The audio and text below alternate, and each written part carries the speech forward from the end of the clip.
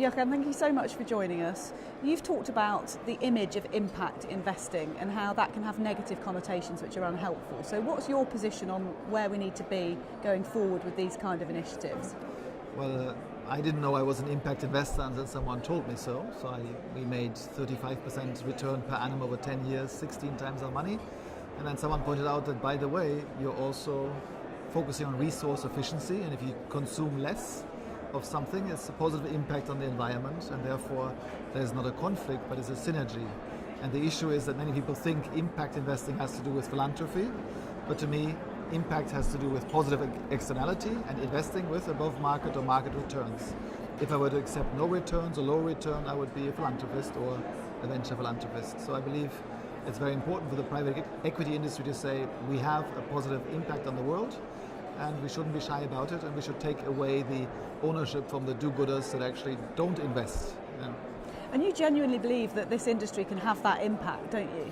Absolutely. The experience is, I think, for most of the people in the private equity industry, but also family offices, that if you invest in companies that don't only have a profit objective, but also a positive externality, be it they take care of autists they employ, or they help to reduce CO2 emissions, save energy, that gives people motivation to do well, and that allows them to take pay cuts in crisis or to make the right long-term choices. And so better business, in our experience, is business that also has an impact goal. And it's a huge opportunity for this business to be really at the forefront of something and sort of have a reputational shift, if you like.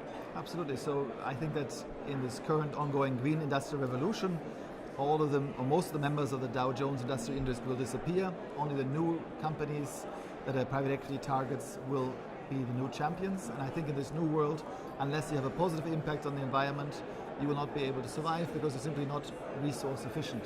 And I think it's a chance for the private equity industry to become a hero of this fighting climate change. Indeed, because this rush to carbon reduction is being called the carbon bubble, because the transition is quite abrupt. Yes, so the assessment is that while there was 15 trillion of assets written off at the mortgage bubble crisis, which led to 2008, now we have 23 to 100 trillion of future revenues of oil, gas and coal, which will potentially never occur because renewables are now competitive. Renewables now cost 2 cents a kilowatt hour, which is equivalent to $4 a barrel, while oil trades at $60 a barrel.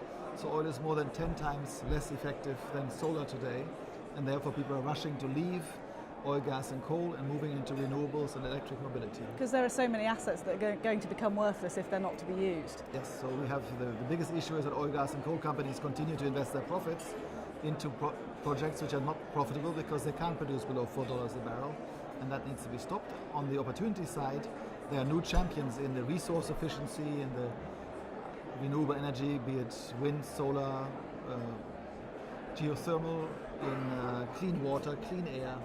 And these will be the future champions, the future JP Morgans, Carlyle's, Carnegie's or Rockefellers. And also you may see new territories coming into this because EMEA countries are probably better on the uptake on this subject. Yeah, this is one shocking news is that in this audience today, I think it was, I would say at most 1%, there was electric vehicle users.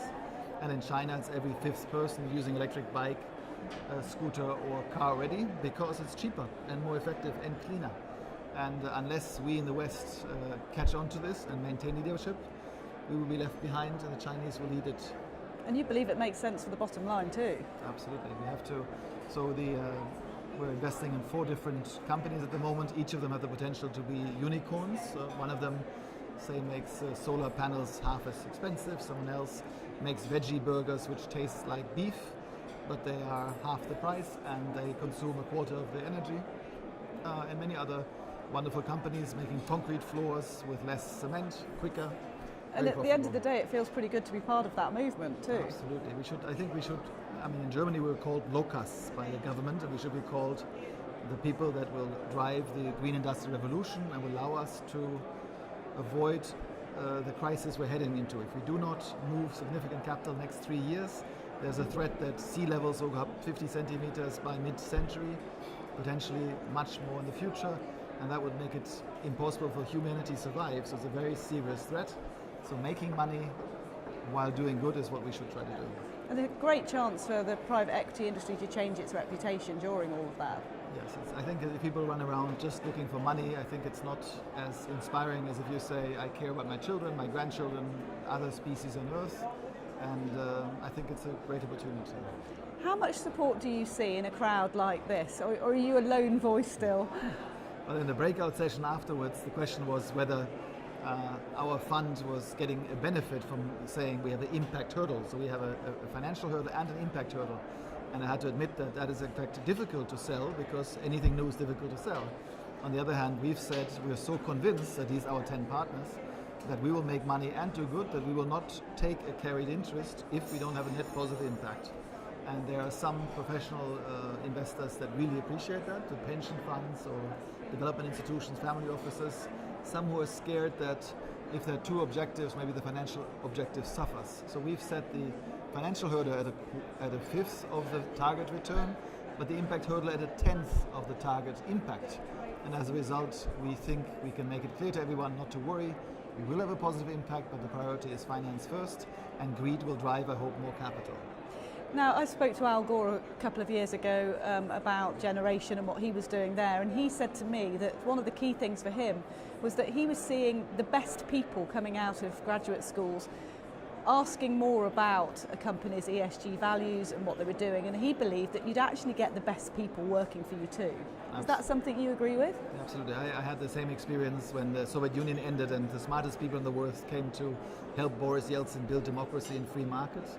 And we have the same feeling now that some of the really smartest people, the rock stars that would have gone to, I don't know, Goldman Sachs 20 years ago and maybe McKinsey 10 years ago, are coming to try to build impact companies.